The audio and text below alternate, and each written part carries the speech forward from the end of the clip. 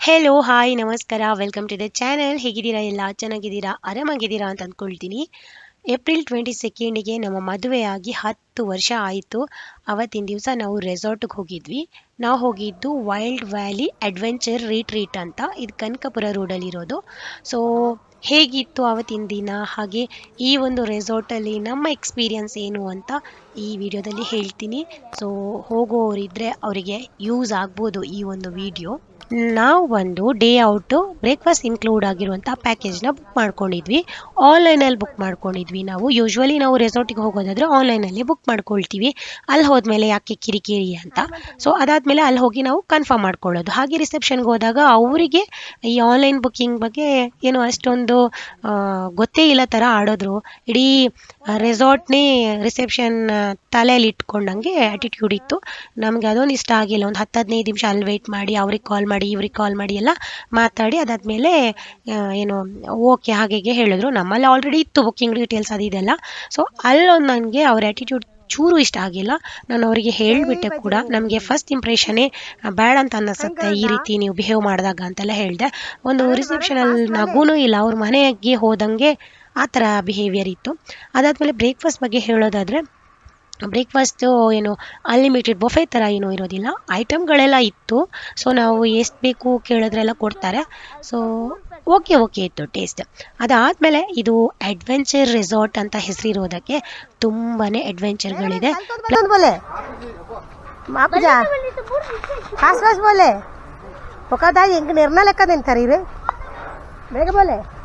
Plus point ಏನಂದರೆ, ನಾವು day out booking ಮಾಡಿದಾಗ ಆ ಒಂದು ಪ್ಯಾಕೇಜಲ್ಲೇ ಆಲ್ಮೋಸ್ಟ್ ಆ್ಯಕ್ಟಿವಿಟೀಸ್ಗಳು ಇನ್ಕ್ಲೂಡ್ ಆಗಿರುತ್ತೆ. ಸೊ ನಾವು ಒಂದು 5-6 ಪೇ ಮಾಡಬೇಕಾಗುತ್ತೆ. ನಮ್ಗೆ ಇಂಟ್ರೆಸ್ಟ್ ಇದ್ದರೆ. ನಾವು ಅದು ಯಾವುದಕ್ಕೂ ಹೋಗಿಲ್ಲ, ಯಾಕೆಂದರೆ ಇವ್ರದ್ರಲ್ಲೇ ಏನು ಇನ್ಕ್ಲೂಡ್ ಆಗಿದೆ ಅಲ್ವಾ, ಅದೇ ಜಾಸ್ತಿ ಇದೆ ಅಡ್ವೆಂಚರ್ ನಾವು ಮಾಡೋದಿದ್ರೆ. ಸೊ ಹಾಗಾಗಿ ನಮಗೆ ಟೈಮ್ ಹೋಗಿದ್ದೇ ಗೊತ್ತಾಗಿಲ್ಲ. ಆ ಒಂದು ವಿಷಯದಲ್ಲಿ ಬೇಕಾದಷ್ಟು ನಾವು ಮಾಡ್ಬೋದು. ಅಂದರೆ ಫ್ರೀ ಅಲ್ವಾ, ಎಷ್ಟು ಸಲ ಬೇಕಾದರೂ ನಾವು ಆ್ಯಕ್ಟಿವಿಟೀಸ್ನ ಮಾಡ್ತಾ ಇರ್ಬೋದು. ಅದೊಂದು ತುಂಬಾ ಚೆನ್ನಾಗಿತ್ತು. ಸೊ ಕೆಳಗಡೆ ನೋಡಿದಾಗೆಲ್ಲ ತುಂಬ ಈಸಿ ಅಂತೆಲ್ಲ ಅನಿಸ್ಬಿಡೋದು ನನಗೆ.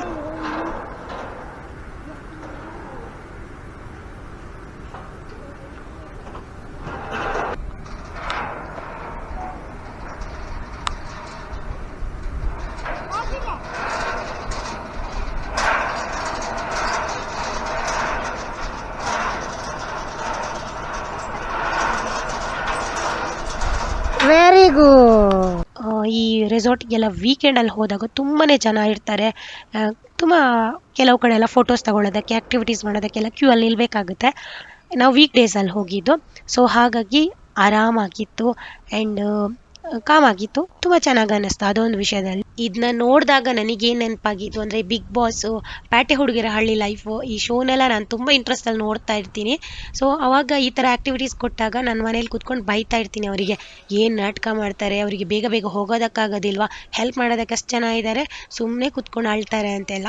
ಸೊ ಅವ್ರು ನನಗೆ ಅಷ್ಟು ಸೇಫ್ಟಿ ಕೊಟ್ಟರು ಒಂದು 2 ಸ್ಕಿಪ್ ಮಾಡಿದ್ದೀನಿ, ಹೋಗೋದಕ್ಕಾಗೋದೇ ಇಲ್ಲ ಅಂತ.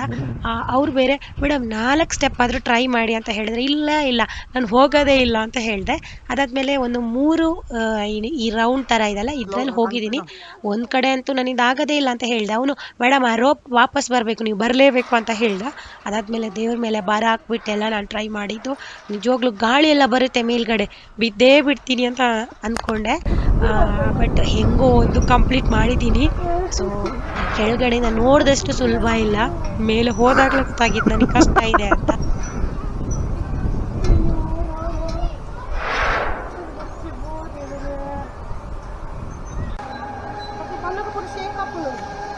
ಈ ಪೋಲಾ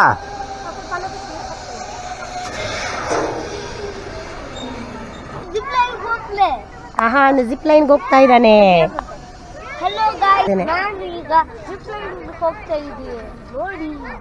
ನೋಡಿ ಜಿಪ್ ಲೈನ್ಗೆ ರೆಡಿ ಇದೆ. ಮೇಲ್ಗಡೆ ಇರುವಂಥ ಆಕ್ಟಿವಿಟೀಸ್ ಎಲ್ಲ ಕಂಪ್ಲೀಟ್ ಆದಮೇಲೆ ಜಿಪ್ ಲೈನ್ಗೆ ಹೋಗಿದ್ವಿ. 3 ಜನನೂ ಮಾಡಿದ್ದೀವಿ ನಾವು. ಅದೂ ಅಷ್ಟೇ ಆ ಪ್ಯಾಕೇಜಲ್ಲಿ ಇನ್ಕ್ಲೂಡ್ ಆಗಿತ್ತು. ಆ್ಯಂಡ್ ಅಹಾನಿಗೆ ಬೇರೆ ಆಕ್ಟಿವಿಟೀಸ್ ಮಾಡೋದಕ್ಕೆ ಅವರು ಬಿಡಲಿಲ್ಲ. ಹಾಗಾಗಿ ಅವನು ಜಿಪ್ ಲೈನ್ಗೆ 2 ಸಲ ಹೋಗಿದ್ದಾನೆ. ಆ್ಯಂಡ್ ಅಲ್ಲಿ ಅಹಾನ್ ಥರನೇ ಏಜ್ನವರು ತುಂಬ ಮಕ್ಕಳಿದ್ರು. ಅವರೆಲ್ಲ ಜಿಪ್ ಲೈನ್ಗೆ ಒಂದು 3-4 ಸಲ ಆದರೂ ಹೋಗಿದ್ದಾರೆ. ಅವ್ರಿಗೆ ಅದು ಬಿಟ್ಟರೆ ಬೇರೆ ಆಪ್ಷನ್ ಇರಲಿಲ್ಲ ಪಾಪ. ಹಾಗಾಗಿ ಬರೀ ಜಿಪ್ ಲೈನ್ಗೆ ಹೋಗ್ತಾ ಇದ್ರು. ಅವ್ರಿಗೆ ಫುಲ್ ಖುಷಿ ಆಗ್ತಾ ಇತ್ತು. ಅಹಾನು ಅಷ್ಟೇ ತುಂಬ ಏನು ಭಯನೇ ಪಡ್ತಾ ಇರಲಿಲ್ಲ. ಒಂದು 10 ಸಲ ಬಿಟ್ಟಿದ್ರು ಹೋಗ್ತಾ ಇದ್ದ. ಜಿಪ್ ಲೈನಲ್ಲಿ ಬರೋದು ಕಷ್ಟ ಇಲ್ಲ, ಬಟ್ ಅದನ್ನ ಸ್ಟಾರ್ಟಿಂಗ್ ಪಾಯಿಂಟ್ ಇದೆ ಅದು ಹತ್ತೋದಕ್ಕೆ ಸ್ವಲ್ಪ ಕಷ್ಟ ಆಯಿತು, ಸ್ವಲ್ಪ ಸುಸ್ತಾಗ್ತಾ ಇತ್ತು.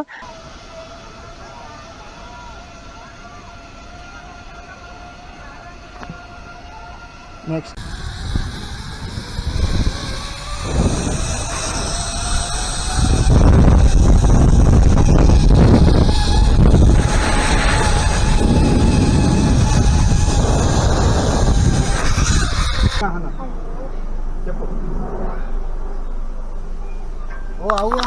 ಸೊ ಆದಮೇಲೆ ಇನ್ನೊಂದು ಕಡೆ ಆಕ್ಟಿವಿಟೀಸ್ ಇದೆ, ಅದರ ಮಧ್ಯದಲ್ಲಿ ನೀರಿತ್ತು.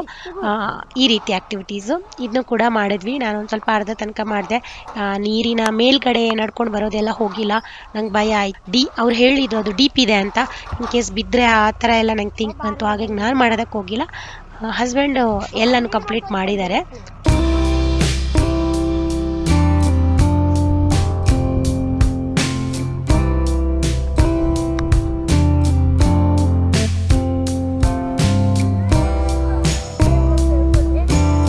Tuntuy teman pagkapapa barag.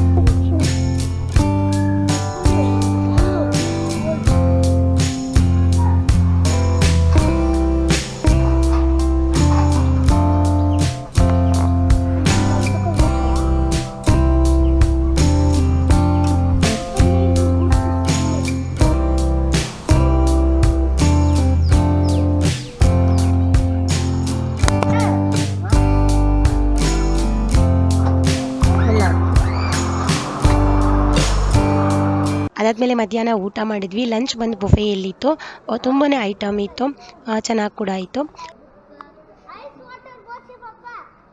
ಆಮೇಲೆ ಸ್ವಲ್ಪ ರೆಸ್ಟ್ ತಗೊಂಡ್ವಿ. ಅಲ್ಲಿ ಇಲ್ಲಿ ಕೂತ್ಕೊಂಡು ಫೋಟೋಸ್ ಎಲ್ಲ ತಗೊಂಡು, ಕಿಡ್ಸ್ ಏರಿಯಾ ಇತ್ತು, ಮಕ್ಕಳೆಲ್ಲ ಆಟ ಆಡ್ಕೊಂಡು ಎಂಜಾಯ್ ಮಾಡ್ತಾಯಿದ್ರು.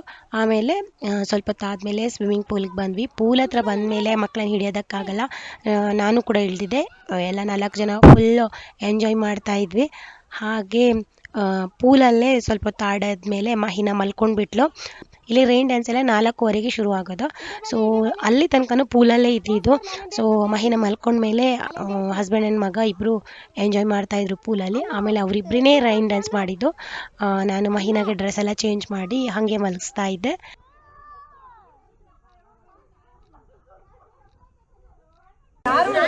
ಜಾರುಜಿ आज आता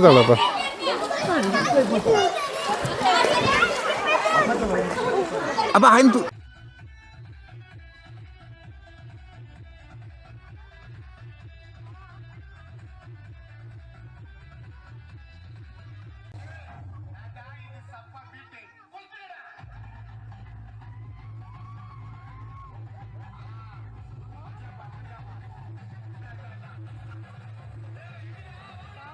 ಸೊ ಆಮೇಲೆ ಟೀ ಟೈಮು. ಟೀಗೆ ಇಲ್ಲಿ ಏನು ಗೋಳಿ ಬಜಾ ಕೊಟ್ಟಿದ್ರು ಆ್ಯಂಡ್ ಗೋಲ್ಗಪ್ಪ ಕೂಡ ಇತ್ತು, ಪಾನಿಪುರಿ. ಸೊ ಅದನ್ನು ಕೂಡ ಚೆನ್ನಾಗಿ ತಿಂದು ಆಮೇಲೆ ಅಲ್ಲಿಂದ ಹೊರಟ್ವಿ. ಚೆನ್ನಾಗಿತ್ತು. ಮಾಡಿ ಅಡ್ವೆಂಚರ್ ಮಾಡೋದಿದ್ರೆ ಇದೊಂದು ಬೆಸ್ಟ್ ರೆಸಾರ್ಟ್. ಯಾಕಂದರೆ ಟೈಮ್ ಹೋಗೋದೇ ಗೊತ್ತಾಗೋದಿಲ್ಲ. ಮಕ್ಕಳು ಬಂದರು ಫುಲ್ ಖುಷಿ ಆಗ್ತಾರೆ. ಸೊ ಆದರೆ ತುಂಬ ಚಿಕ್ಕ ಮಕ್ಕಳಿಗೆ ಯಾವ ಆ್ಯಕ್ಟಿವಿಟೀಸ್ಗಳು ಇರೋದಿಲ್ಲ. 7 ವರ್ಷ 8 ವರ್ಷದವರಿಗೆ ಅವರು ಜಿಪ್ ಲೈನ್ ಮಾಡಿಸ್ತಾರೆ. ಅದು ಬಿಟ್ಟರೆ ಬೇರೆ ಯಾವ ಆ್ಯಕ್ಟಿವಿಟೀಸ್ಗಳು ಮಾಡೋದಕ್ಕೆ ಬಿಡೋದಿಲ್ಲ. ಕೆಲವೆಲ್ಲ ಇದೆ ಮಕ್ಕಳಿಗಾಗಿಯೇ, ಆದರೆ ಈ ಥರದ ಅಡ್ವೆಂಚರ್ಗಳೆಲ್ಲ ದೊಡ್ಡವರಿಗೇ ಇರೋದು. ಸೊ ಸ್ವಲ್ಪ 10 ವರ್ಷದ ಮೇಲೆ ಮಕ್ಕಳಿಗೆಲ್ಲ ಬಿಡ್ತಾಯಿದ್ರು. ಸೊ ಅಂಥ ಮಕ್ಕಳೆಲ್ಲ ಇದ್ದರೆ ಈ ಒಂದು ಜಾಗ ಅಡ್ವೆಂಚರಿಗೆ ಬೆಸ್ಟ್ ಪ್ಲೇಸು. ಫುಲ್ ಖುಷಿಯಾಗಿಬಿಡ್ತಾರೆ. ಸೊ ಇದಾಗಿತ್ತು ಇವತ್ತಿನ ವಿಡಿಯೋ. ಈ ವಿಡಿಯೋ ಇಷ್ಟ ಆಗಿದ್ದರೆ ನಮ್ಮ ಚಾನಲಿಗೆ ಸಬ್ಸ್ಕ್ರೈಬ್ ಮಾಡಿಕೊಂಡು ಲೈಕ್, ಶೇರ್, ಕಾಮೆಂಟ್ ಎಲ್ಲ ಮಾಡಿ. ಮುಂದಿನ ವಿಡಿಯೋದಲ್ಲಿ ಸಿಗ್ತೀನಿ. ಅಲ್ಲಿ ತನಕ ಟೇಕ್ ಕೇರ್, ಬಾಯ್.